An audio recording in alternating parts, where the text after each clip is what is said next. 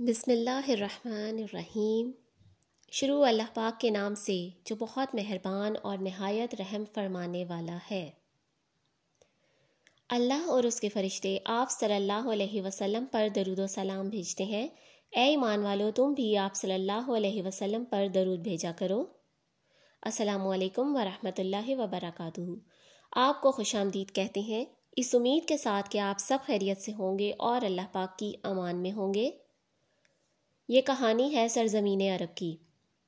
عرب کی زمین پر ایک بزرگ رہا کرتے تھے جو کہ ضعیف اور کمزور ہو چکے تھے۔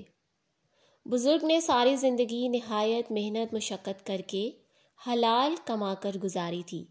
ان بزرگ کی نیک نامی کا دور دور تک چرچا تھا۔ ان بزرگ کا ایک بیٹا تھا جو کہ عادات اور خصائل میں بالکل بھی اپنے باپ جیسا نہ تھا۔ اس لڑکے کو اپنی عمر کے باقی لڑکوں کی طرح تعلیم حاصل کرنے سے یا کوئی ہنر سیکھنے سے کوئی خاص شغف نہ تھا۔ وہ ان کاموں سے دور بھاگا کرتا تھا۔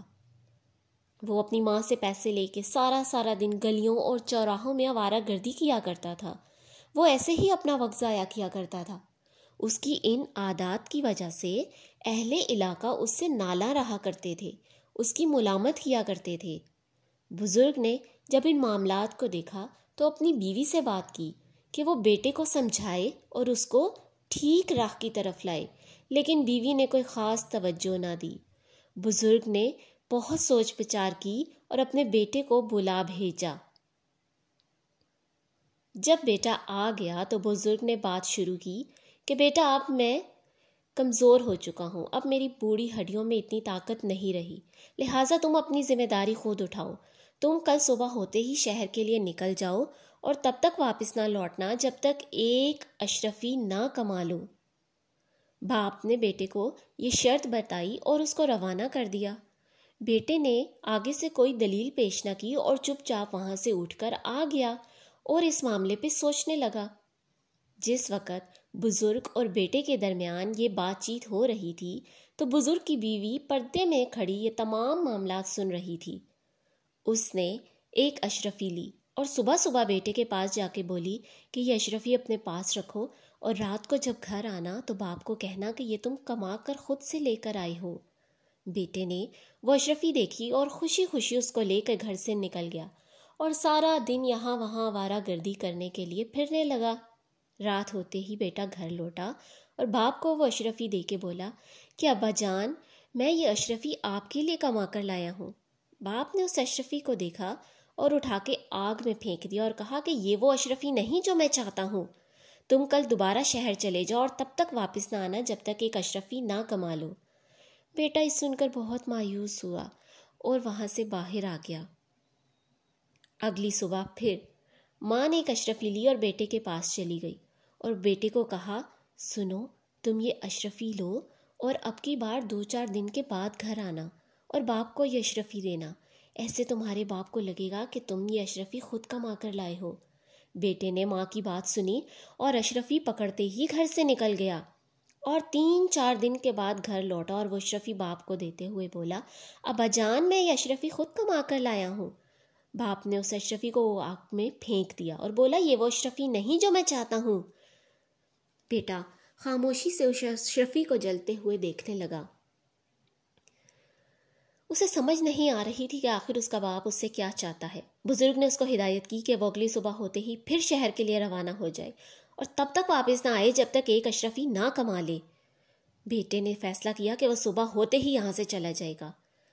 اگلی صبح اس نے اپنا سامان باندھا اور اپنی ماں کے بیدار ہونے سے پہلے ہی اس نے اپنا گھر چھوڑ دیا اور وہ وہاں سے چلا گیا۔ وہاں سے سفر کرتے کرتے وہ شہر کی جانب چل پڑا۔ اس نے سوچ لیا تھا کہ اب وہ شہر میں جائے گا اور وہاں جا کے کوئی کام کرے گا، کیونکہ اس کا باپ تو اس کو انتہائی نااہل سمجھتا ہے۔ وہ سفر کرتے کرتے شہر پہنچا اور وہاں جا کر اس نے چھوٹے موٹے کاموں سے اپنے کام کا آغاز کیا۔ کبھی مزدوری کی، کبھی کوئی اور کام کیا۔ کام انتہائی محنت والا تھا۔ اس کی ہڈیاں ٹوٹ رہی تھیں، لیکن ساتھ ساتھ اس کو نئے ہنر آ رہے تھے۔ بہت سارے دنوں کی محنت کے بعد آخر کار وہ ایک اشرفی جمع کرنے میں کامیاب ہو گیا تھا۔ اس کی خوشی کا کوئی ٹھکانہ نہ تھا۔ وہ چاہتا تھا وہ فوراً اڑ کے گھر پہنچ جائے اور باپ کو وہ اشرفی دکھائے کہ وہ بھی کچھ کر سکتا ہے، وہ بھی کچھ کما سکتا ہے۔ لہٰذا اس نے گھر کی راہ لی۔ گھر پہنچتے ہی وہ باپ کے سامنے گیا اور کہا، ابا جان، کیا آپ کو پتا ہے میں نے پورا مہینہ محنت کر کے یہ اشرفی کمائی ہے؟ باپ نے وہ اشرفی غور سے دیکھی اور اسے آگ میں پھینکنے لگا۔ جیسے ہی وہ آگ میں پھینکنے لگا، بیٹے نے آگے بڑھ کے باپ کا ہاتھ پکڑ لیا اور کہا، ابا جان، یہ آپ کیا کر رہے ہیں؟ آپ نہیں جانتے کہ میرے پوری محنت کی اور مہینے کی کمائی ہے؟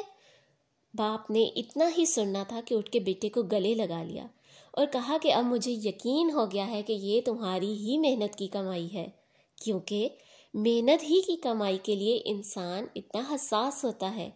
بے شک مفت میں اگر خزانہ بھی ہاتھ لگ جائے تو اس کی قدر نہیں ہوتی، نہ ہی وہ آپ کو وہ خوشی اور وہ سکون دیتا ہے، لیکن اپنے ہاتھ سے کمائی گئی ایک اشرفی یا تھوڑی سی رقم بھی آپ کو وہ خوشی، وہ سکون دیتی ہے جو دنیا کے کسی خزانے میں نہیں ہے۔